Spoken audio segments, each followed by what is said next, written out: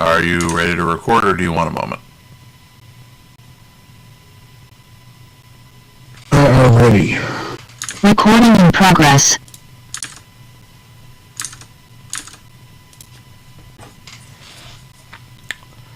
This is the Techno Buffet podcast, episode number 572, recorded Thursday, January 20th, 2022.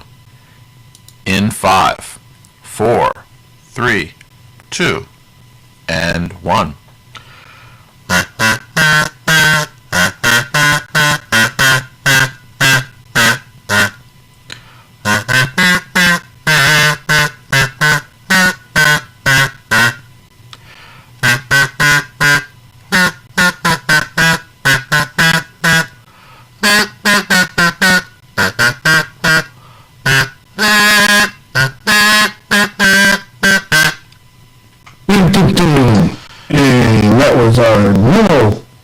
Song, but with a bit of a techno beat. Well, I was trying to figure that out because techno is not a genre of music that I know much about. You know, I'm more of classic styles. I don't know a lot about it. No, I'm saying that I don't know if I could do a techno rendition of that song. On a kazoo? On an analog kazoo? Probably not.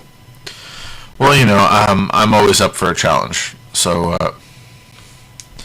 speaking of challenges, I had a few free minutes between the last episode and this episode, and now if you visit technobuffet.com, you get the site, which I know you've been doing. Well, not only that, if you go to Android Buffet, it redirects.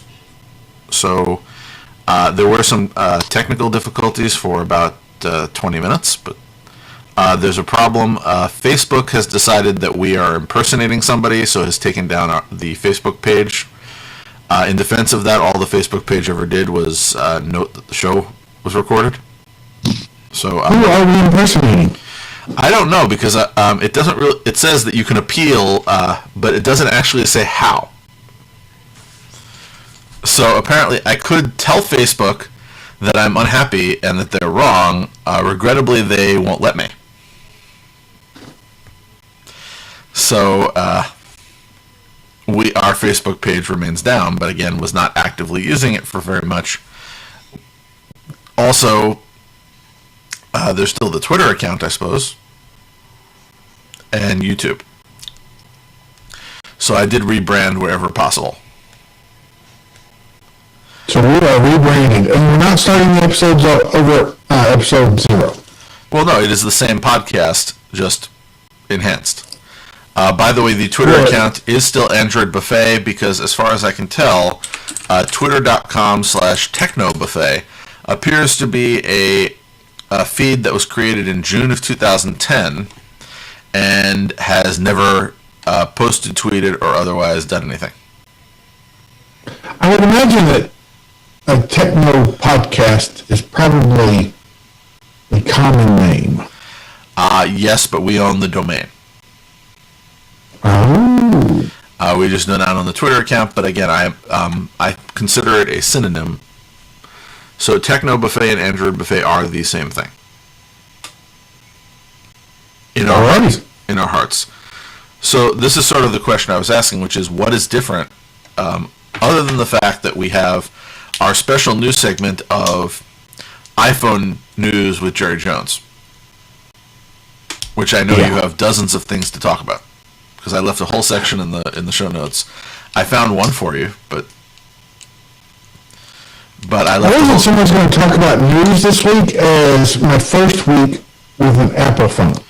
Okay. Well, either way, because I do have observations.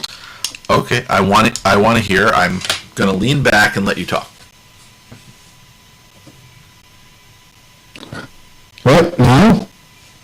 Well, I put the iOS portion of the program right at the top because I wanted to. Okay, so my first observation about Apple phones is they're effing expensive. Seriously. The phone that we got was the iPhone 13 Pro Max with a terabyte of storage. with Apple Care for 2 years. That summed up to be a whopping $2,000 for this phone.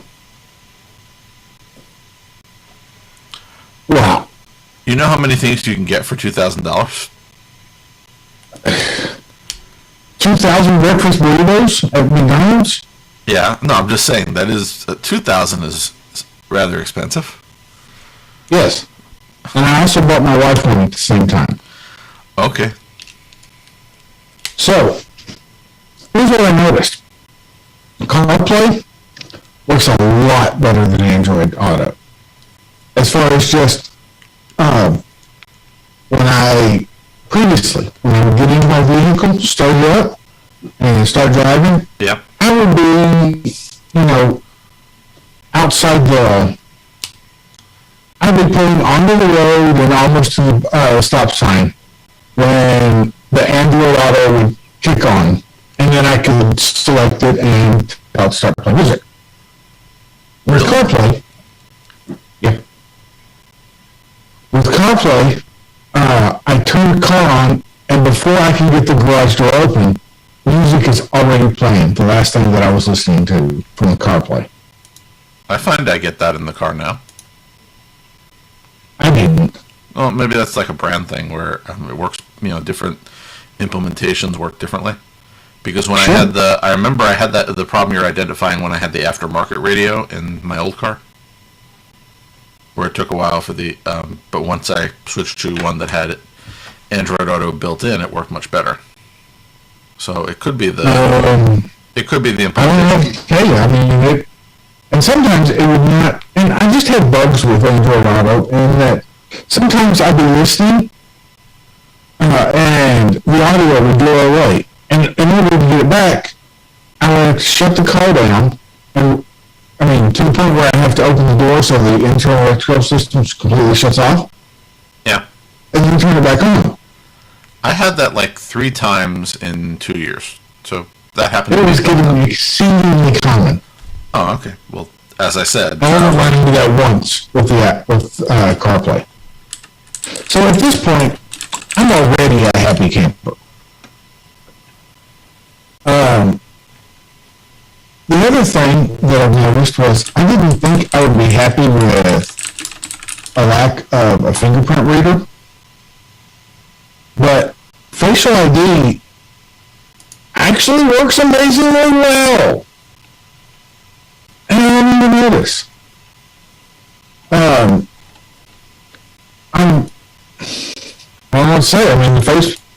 The Face ID thing works really well. Much better than I expected.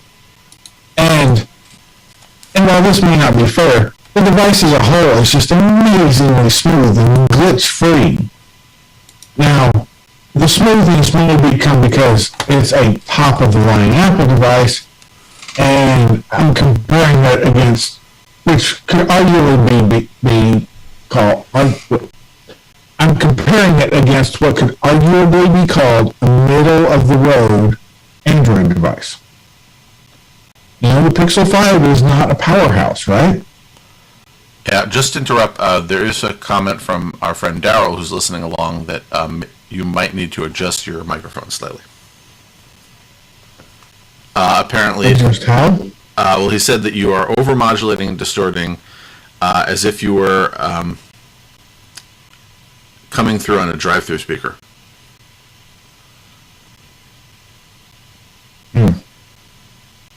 How does that sound to you? I hear a little of that. Can you turn down your gain on me? I just did. Is it any better? I don't know, because... How about I turn down my gain just a little bit? Yeah, I'm just wondering if you could adjust your microphone slightly. My microphone is pretty much in the right spot. Yeah. Don't blame the mic. Yeah, I'm not sure what's... And if anything, the mic is about a foot away from my mouth, so probably not it. But yeah, I can turn down the modulation, or I can turn down the gain somewhat. Yeah, and I adjusted it on my side slightly. I just don't want you to sound too low. So that should do it. It may be that I'm overdriving to compensate, so we'll see. Anyway, but again, one of the advantages people say that they have with the Apple products is that they very closely control every aspect of their experience. And that does have an advantage. Whereas with some other providers, you can't do that. Another thing that really struck me for the Apple, for iOS, is that LastPass works so much better.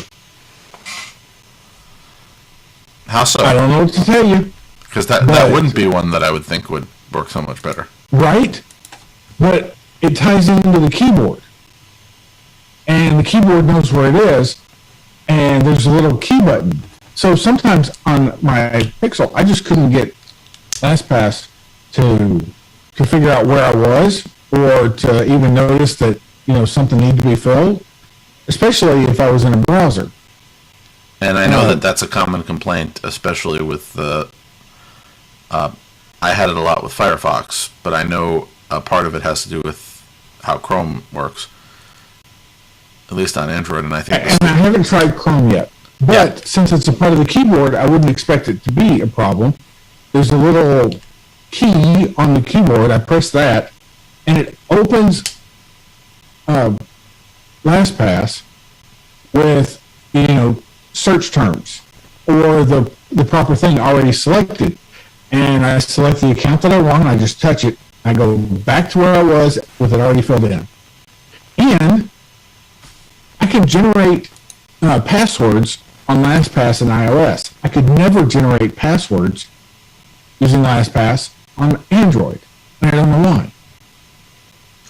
Well, the hope would be for the Android side of things that the new developments at LastPass will fix that, being as they were interested in creating a new product offering after they spin off of LogMeIn.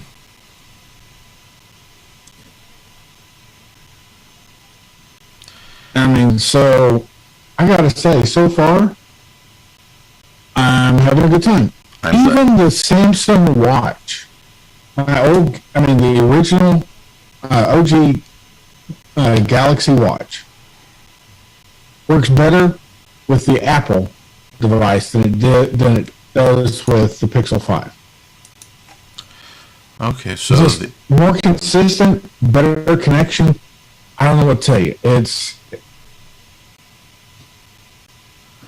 I get that you don't get the freedom, but I guess I'm getting kind of old, and I just want things to work. I don't know. I never really had much trouble, but again, I know there are advantages. To be realistic about it, if there weren't advantages to Apple products, people wouldn't buy them.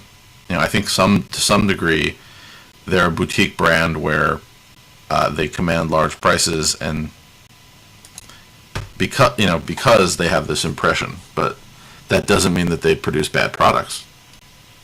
And a lot of my objections to some of their vendor lock-in, they've sort of backed off a bit on, and have done several things to move in the other direction. One of the things that I didn't like about Apple's before was, there's stuff that I kind of really enjoyed about Android, like widgets, right? And the fact that you have an app drawer, so you don't have to have every single app on your desktop, or on the phone equivalent of a desktop.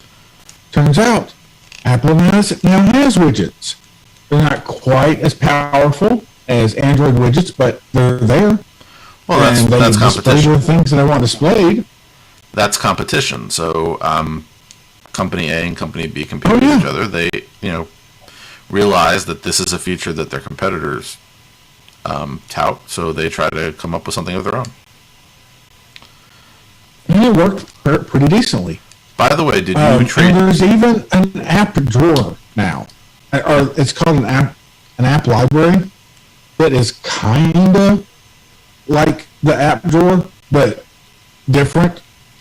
But the point is, I don't need to have all the apps on my desktop now. Did you trade? I'm just wondering, did you trade in your Pixel 5, or did you keep it just in case? I did not. I kept it because I wasn't sure I was going to like the Apple device. See, at $2,000 a pop, I would hope you'd like it. Not knocking it. Yes. I'm just saying at And that at rate. $2,000, if I was not ecstatic with it, it was going back. Yeah. Also, I shared this article with you that apparently you only get $235 trade-in. They apparently lowered the trade-in values of all of the popular Android phones. Hmm. So if I was getting they offered me $300, a little over $300, okay. but that was Friday. So Yeah, apparently this happened very recently that they lowered the device value down from $315 to $235. Either way, it doesn't really offset the $2,000. So at $235, I would have kept it. yeah, and I did, and I'm glad that I did, because the other thing I've noticed, I use a lot of applications. Yeah. So So you never know. I'm still not up to par with what I had on the Pixel. Well, you'll get there. I'll get there. But I'm not going to say so there far, aren't it good has been. applications. I'm very happy. I mean, except for sticker shock, it's been quite a pleasant experience. Okay, well, I look forward to hearing more. So I also found some tech news. Ooh, tech news for Techno. Yes. For example, the White House hosted a tech summit to discuss open source security after the Log4j situation, which was the vulnerability that was discovered essentially in a library that is used by so many people that it required a lot of updating time around the world.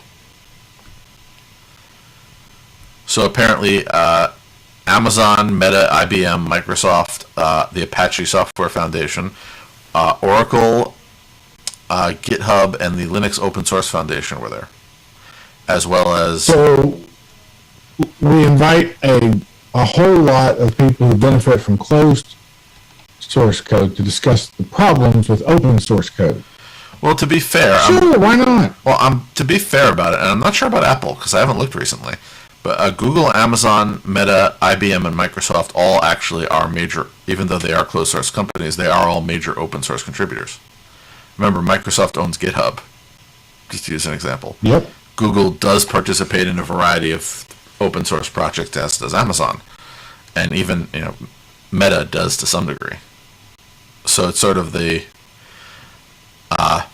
what do we do about open source? Now, admittedly, those companies have another agenda. Not denying it, but again, they are involved in it. So apparently, open source security is a key national security concern,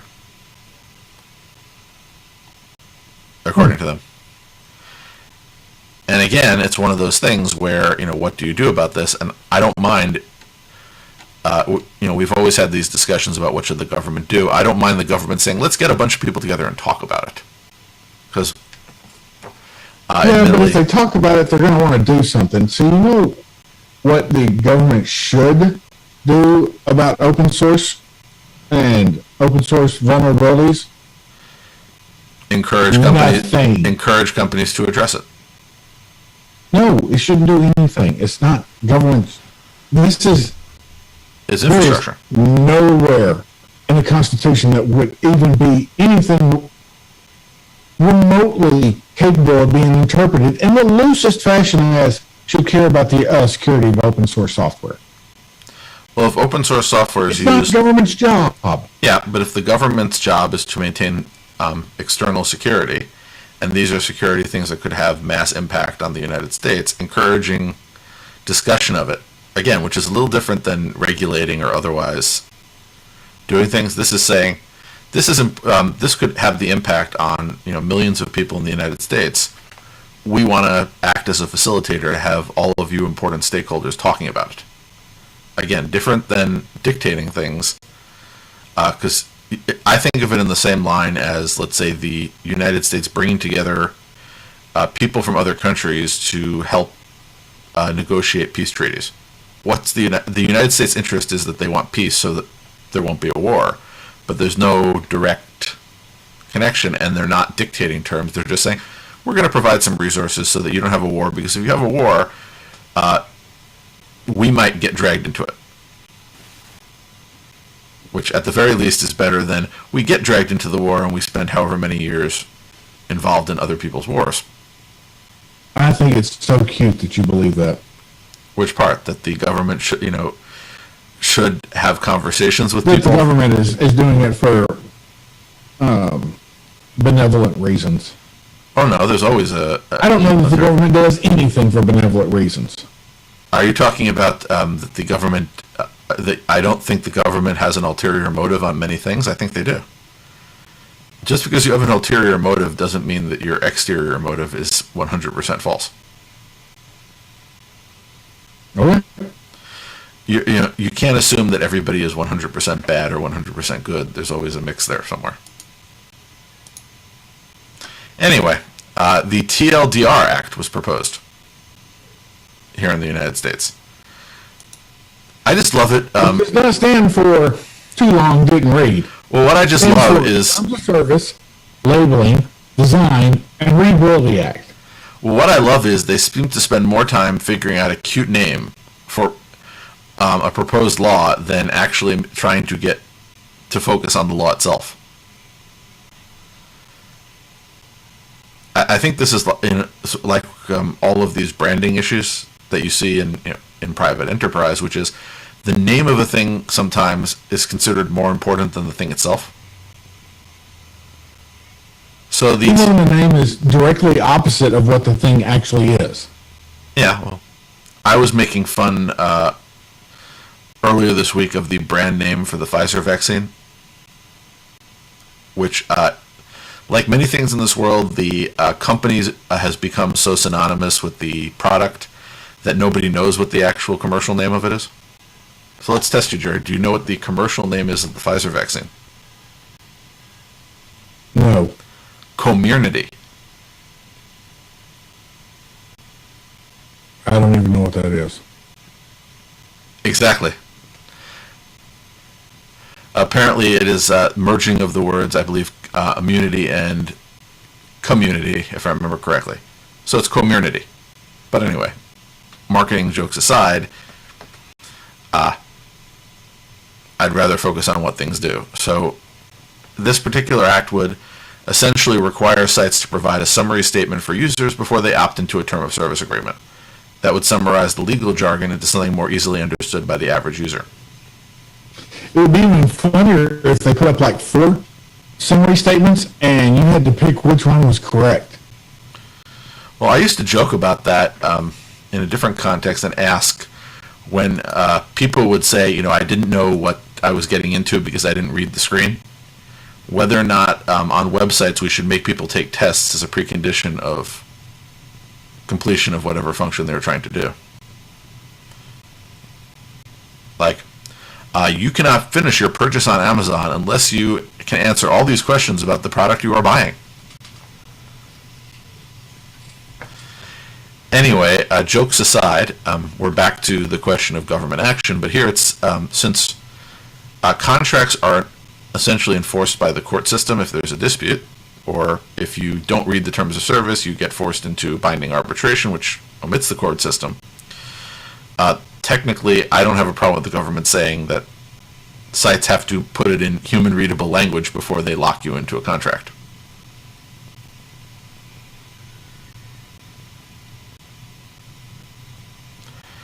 Is that an unreasonable thing, you think? Well, I think that contracts are enforced by the courts, which deal with laws and interpretations. Yeah. So this And is... I think that if you put a summary up that is human readable, like when I say human readable, I mean like for a layperson. Yeah, that is essentially not full of legal terms that most people are not educated on.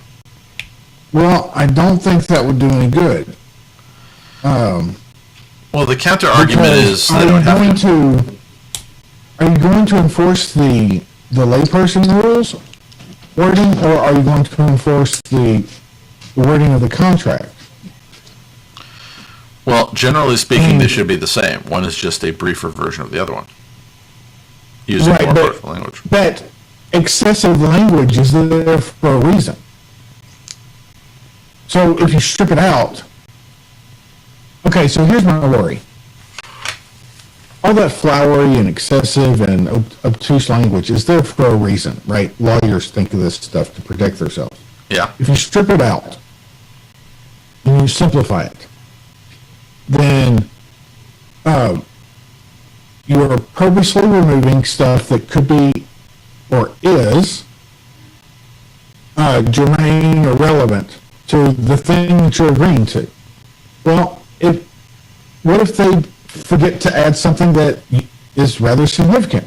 Do they enforce the summary or do they enforce the actual words? This I think idea is it's- they're still enforcing the actual words.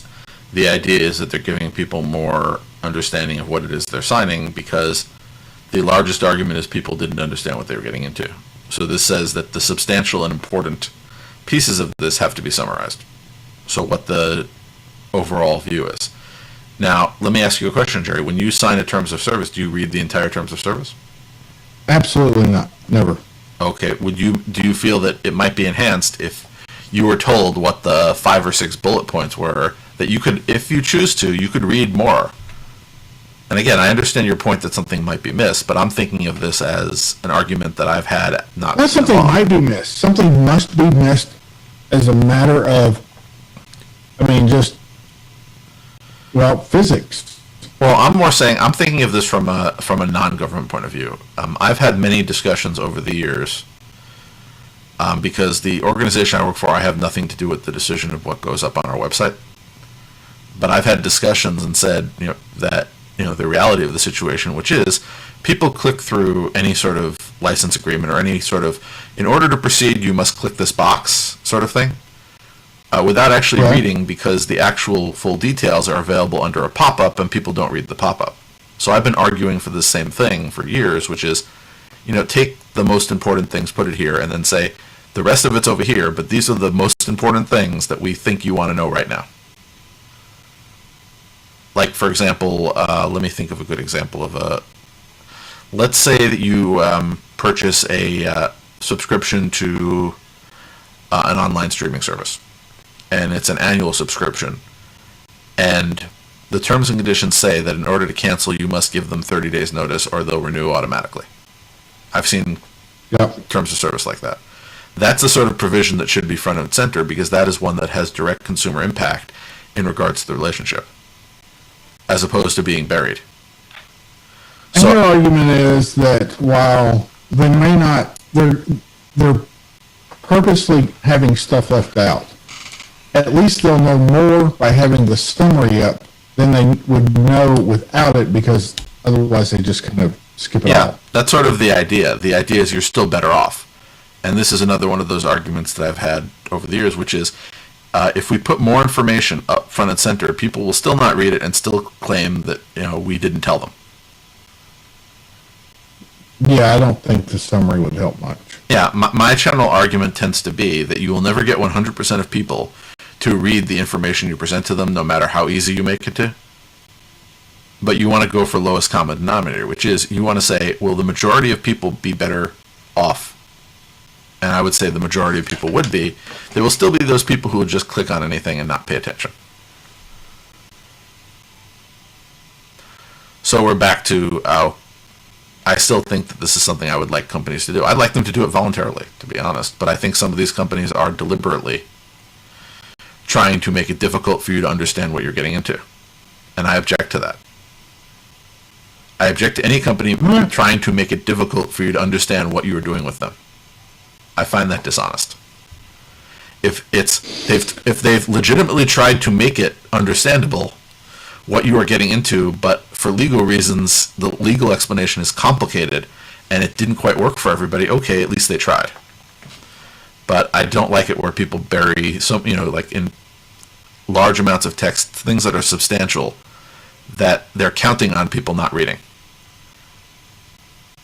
Anyway, let's talk about something less I would controversial. also contend this is not the government's job.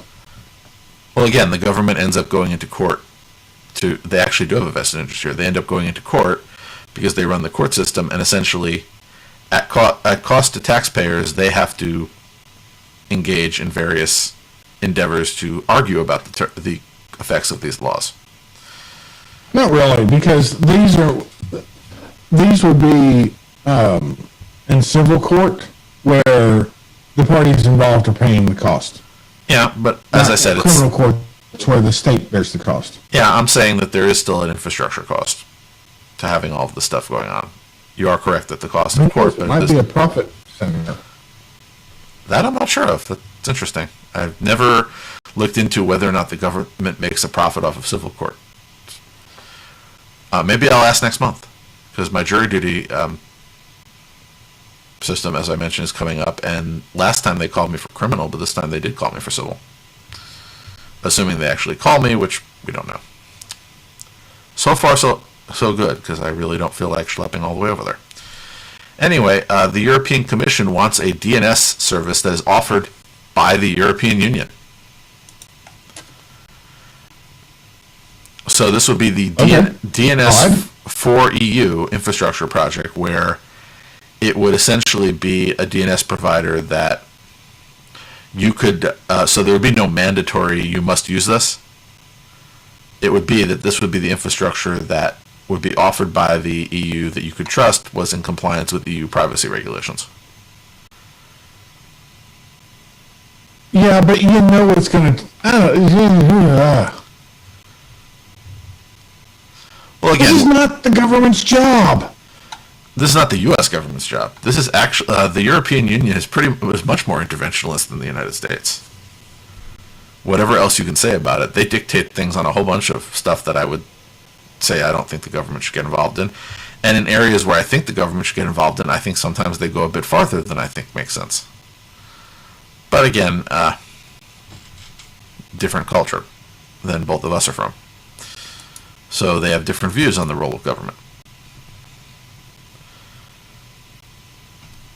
Well, clearly they are wrong. Yeah. But again, this would be essentially a service. And again, it seems that it is a public-private partnership. But what they're saying is they feel that there is a need to have a DNS infrastructure that is not based outside of their borders. That doesn't mean that there can't also be a DNS infrastructure that's outside of it. But what if that infrastructure went down or was controlled by an unfriendly government? They want something that is hosted entirely inside their borders. So I can understand that view, and as long as they're not making people use it, okay, fine. Whatever makes you happy. I wonder how long until it becomes mandatory. I hope not. I have enough problems with the EU. Not as an entity, but with things that the EU does that I have to deal with. I'm still upset about GDPR. Anyway. Oh, we get it. Well, I agree that there needs to be more protection of people's personal information, but some of the ways that they go about it. Anyway. If you are a user of Linux and other operating systems based on Linux, apparently Wine version 7 was released, which has support for more graphics processors, gaming with multiple displays, and other options. So apparently thousands upon thousands of changes. Makes me wonder if I should try Wine again. Go Wine. Well, the last time I tried Wine, I was trying to get I was playing with an A10 Mini and trying to get it to work under Linux because they do not have a Linux client. And when I bought the thing, I was under the mistaken impression that because it was a hardware device, I did not need software to use all the features, but apparently you do.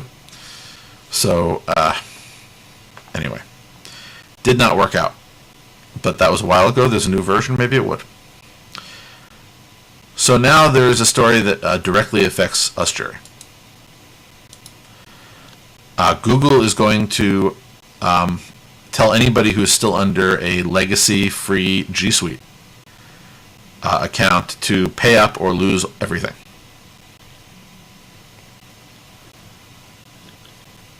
So I know that we're back to our different philosophies on this. I do not have a problem with Google finally saying we're not going to give you something for free that we've given you for free since 2006.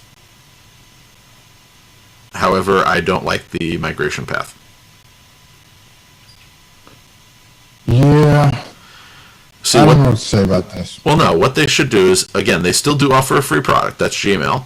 They should allow you to do one of three things. One, they should allow you to migrate your account information over to a free account, which they still offer. Essentially, so because right now what you would have to do is use Google Takeout to take everything out and import it into an entirely new account. They should allow you to sort of say, okay, we're going to take the email address out. But what you can do is you can take those Google services and connect the account information and your history up to a Gmail account. So you're going to have to change email addresses, but at least all your data will come with you. That would seem to be fair, and that should be something that they have for their corporate users as well.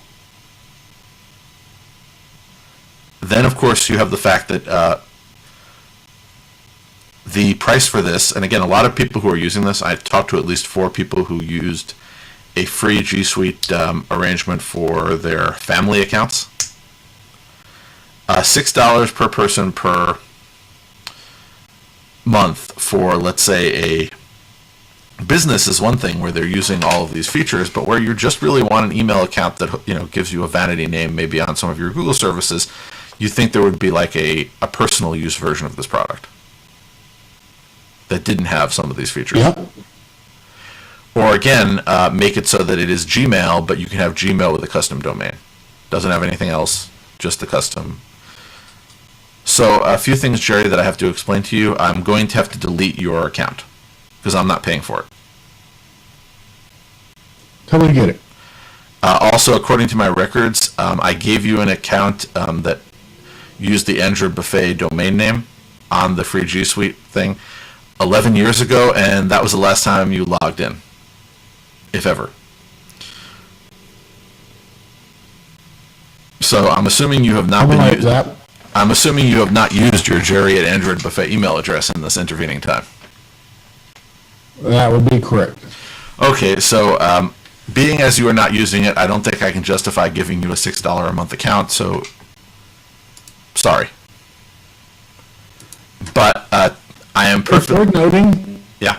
for those of people who are in this position, Zoho does have a free service with your own domain, and their service is pretty good.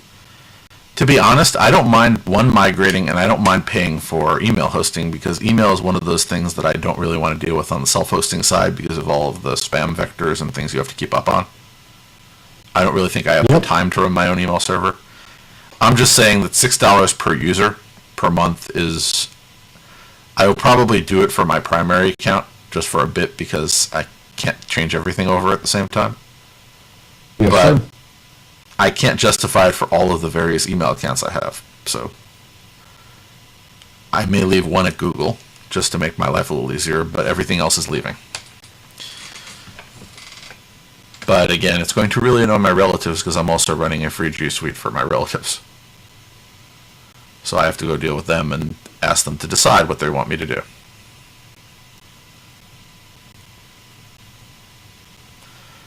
One problem at a time.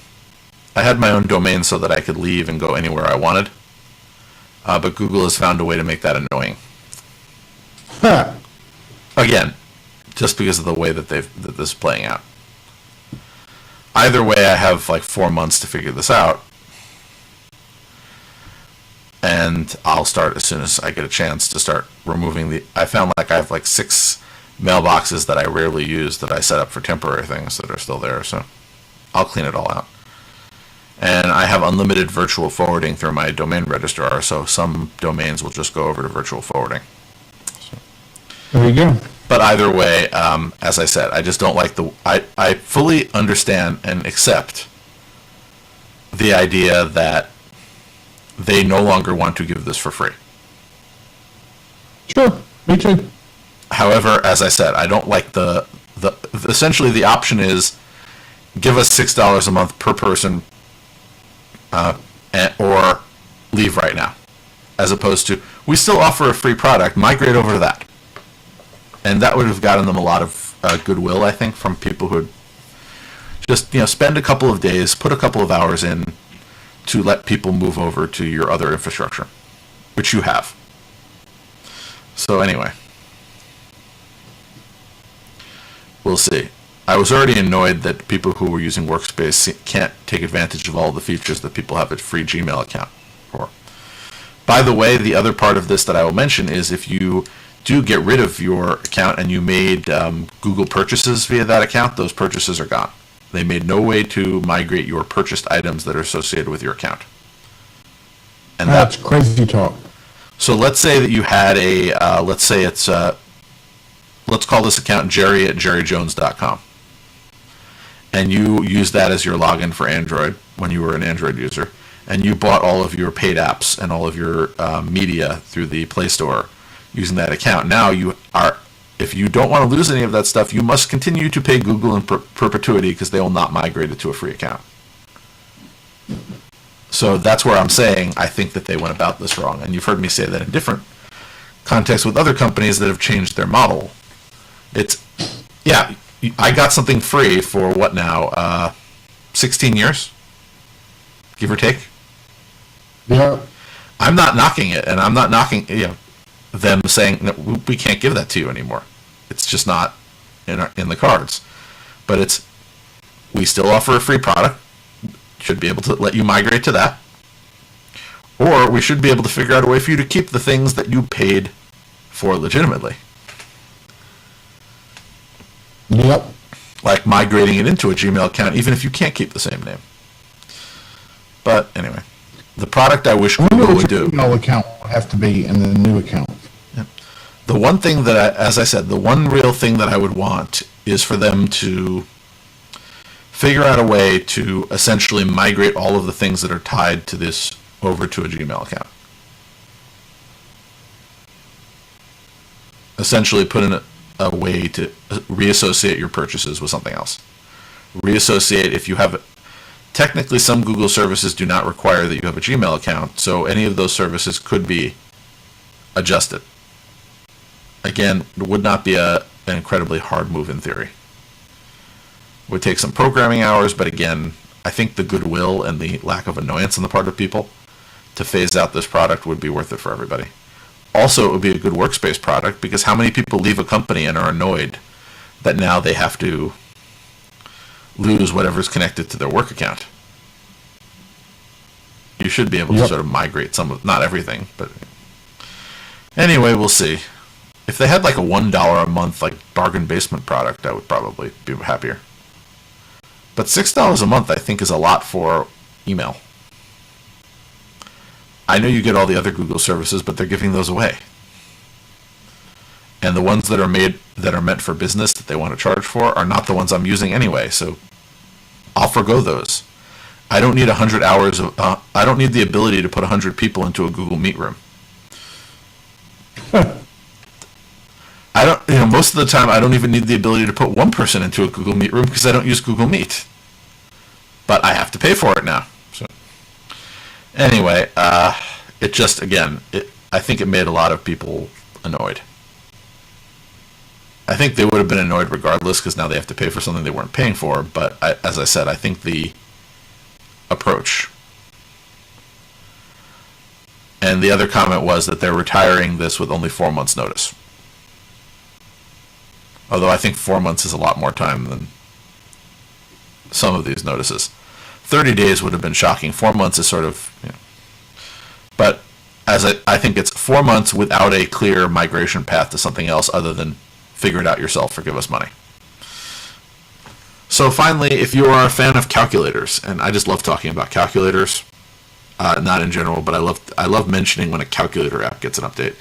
The calculator app on Chrome OS is a progressive web app, so you can now use it anywhere, on anything.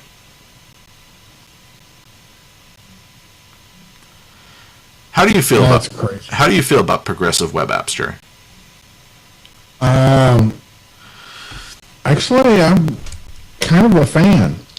Because I haven't done anything with them, but I was telling you about the whole thing with this show and the bookmarking and my attempt to make it to revisit the idea of getting the bookmark directly into the Techno Buffet website and assembling the show notes automatically rather than me reading things, storing them, and then taking them and making a list of them.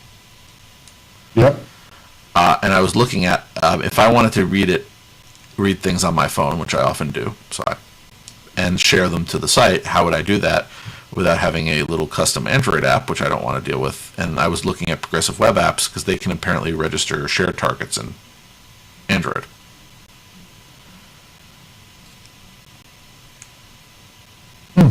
So I thought, okay, I can create a little progressive web app where the only purpose of the app is to create a shared target in Android so that I can share links to the Techno Buffet site for the show notes.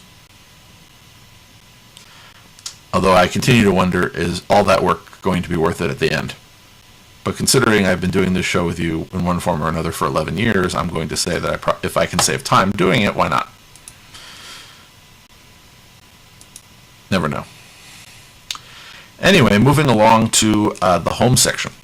So I've added in, where we can talk about all of those exciting home media and smart home things. So there's some news on the smart TV and smart entertainment area. I'm sorry I don't have any Apple TV stories because you told me you aren't getting one of those. Correct. I would have made an effort. But Google TV is apparently exploring fitness and video conferencing services as well as better smart home controls.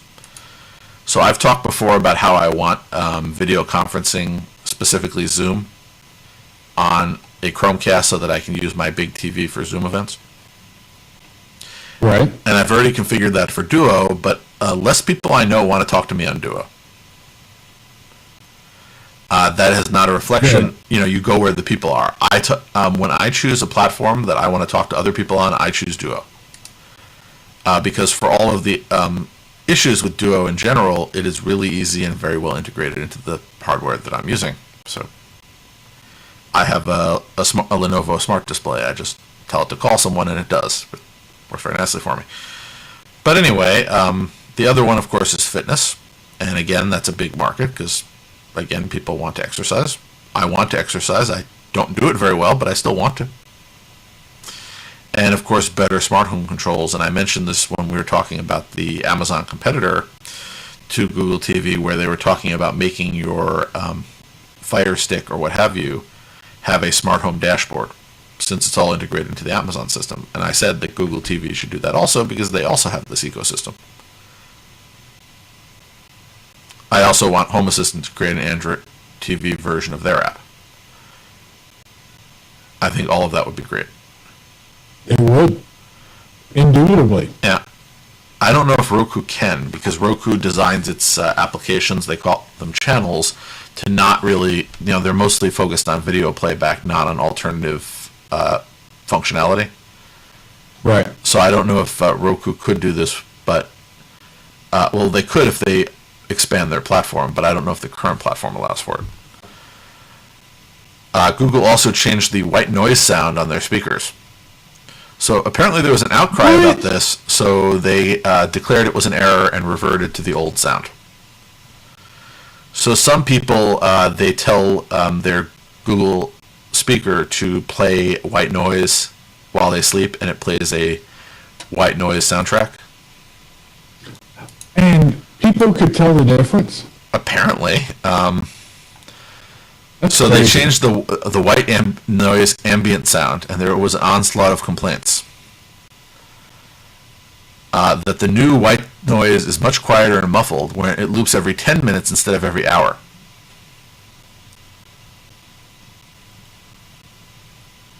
So this is one of their ambient noise offerings, including relaxing sounds, nature sounds, water sounds, running water sounds, babbling brook sounds, oscillating fan sounds, fireplace sounds, fire sounds, country night sounds, ocean, rain, river, thunderstorm, and of course white noise. But they did write back, there was an issue impacting our white noise experience. It's fixed now. Otherwise known as they did something, people didn't like it, and they reverted. Maybe they'll do that with this G Suite thing.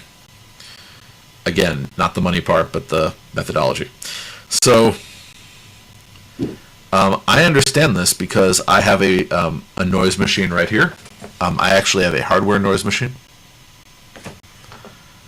I have lots of hardware that makes noise. I don't know if I'd call it a hardware noise machine. Well, I'm long used to having outside noises distract me, so I find that this covers up the outside noises, and therefore I can fall asleep. So I find if there's noise happening in the middle of the night, then it disturbs me. So this constant noise covers up the other noises. So I have a little travel one that I take when I'm going to a place that is not one that I'm at regularly, but here in my apartment, etc., where I'm regularly, I've just left a plug-in one. So this little device plugs in over USB. You press a button and it makes noise. It goes like this. To go to sleep when I get in bed. Random thought. Yeah. By the way, what just weirdly happened was the entire stream just flickered when I pressed the button to turn on the noise machine. My random thought is done. Can you hear me? Or did I lose you?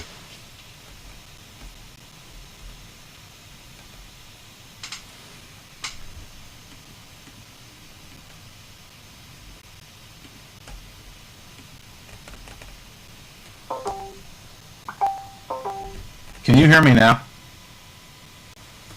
Yes.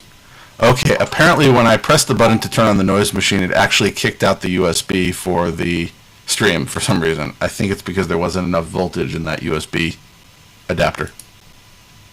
That's funny. Yeah. Lesson for the future. You cannot have a white noise machine and a podcast at the same time. Go figure. Anyway, so moving along, apparently some Roku smart TVs are now showing banner ads over content. So what they're doing is, and again, this isn't the Roku itself, but apparently it's some of the third-party ones running Roku software. They are popping up offers on the screen, and then they're saying press OK to get offer. And I know I know that I was seeing this for a while on the TCL Roku I had, and there's an option to turn it off. But it is sort of annoying when you purchase something and suddenly, while you were watching television, which again is not provided by the Roku, these were people who were watching television through their cable provider, they're popping up ads. That's not cool. I would agree with you. Not cool. Like, seriously, not cool, guys. Ugh. Yeah, well, this is life. Anyway. So, let's see what else we have here. Oh, yes. Android TV and Roku are now competing for growth.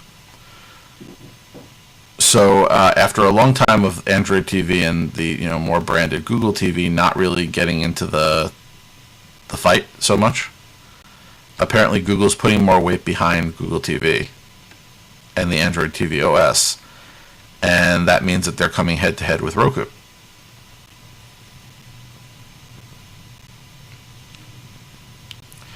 So apparently... Oh, sure. Yeah. I think they're direct competitors. So, and makes sense. And there are times when I think about switching entirely. I just don't really feel like dealing with the television part of it. But I use both platforms, and there are advantages to Android TV that I can't get on Roku. A lot of them being that different, what I mentioned earlier, which is different types of apps can be installed. The problem is you don't have enough developers doing Android TV apps, but that's a whole other problem. And finally, we get to some Android news. See, 55 minutes in, we're finally going to talk about Android. That's so wrong. Yeah. Well, I put it at the end because I figured, we have to emphasize our new broader base. But there was an article about what Android 13 might include, and it includes one really interesting feature, which actually apparently is one that you have on your new fancy $2,000 iOS device, which is a permission for notifications. So devices would have to ask permission to show you notifications in the next version. I thought Android did that already. No, Android allows you to disable notifications, but by default it shows you all of them. So this would just match it up with what they did for the microphone and the camera, which is when you first load the app, you're going to it's going to ask you to tell it that you don't mind getting notifications from the app.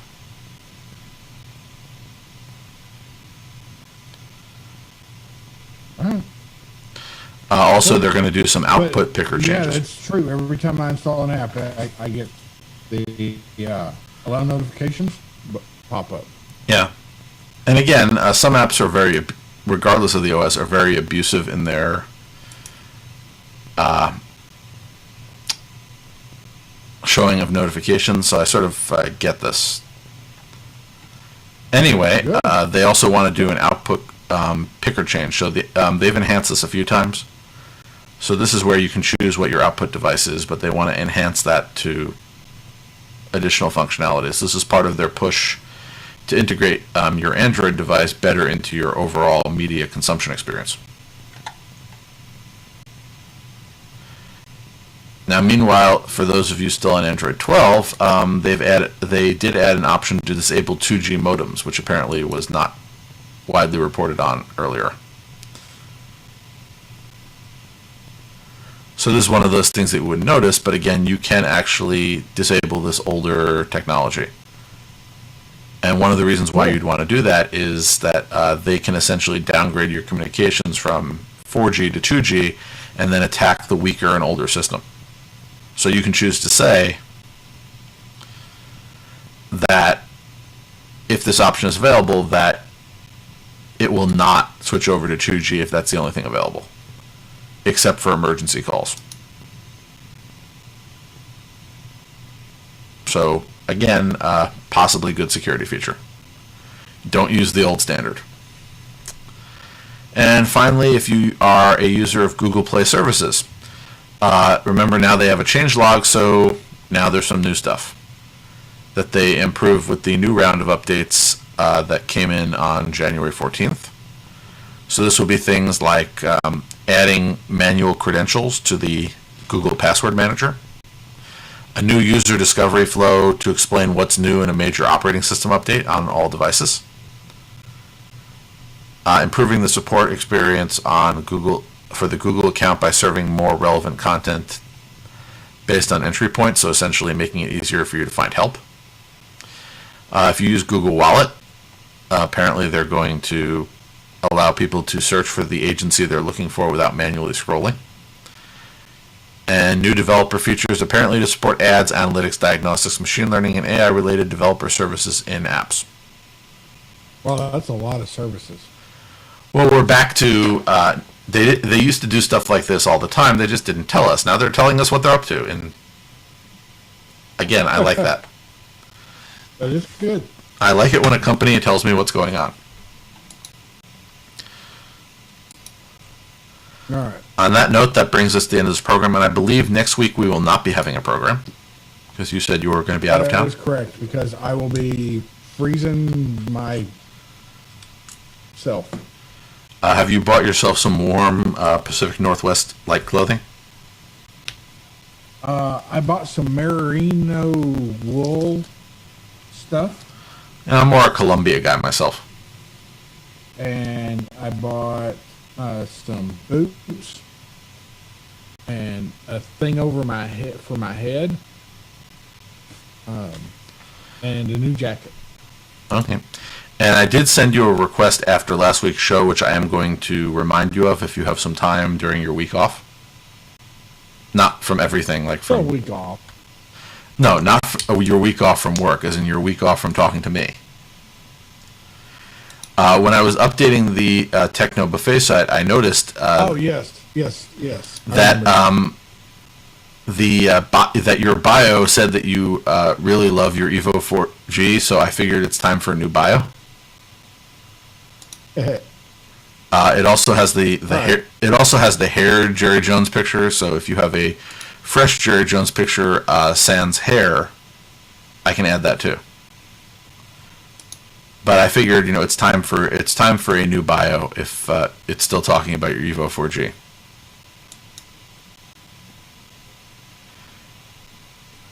All right. Yes. By the way, if anybody else would like to contribute Jerry's bio for him to help out, you're welcome to send suggested bios to him. I think that would be fun. You can pick and choose the lines. We'll crowdsource it.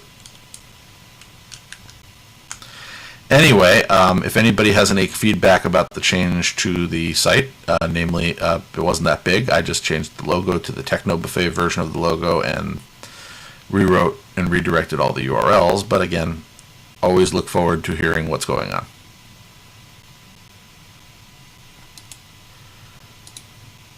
So again, Cool. your feedback is welcome. So until next week, And with that, until the week after next. well, I'll be here next week. I just won't be recording. I'm not going anywhere. I won't be here next week. Yeah, well, that gives me time to figure out what to do about the podcast at Android Buffet email address. So by next week, I'll figure out where people can send their emails. Not that we get that many, but I like to be prepared. So goodbye, everybody. Goodbye. Recording stopped.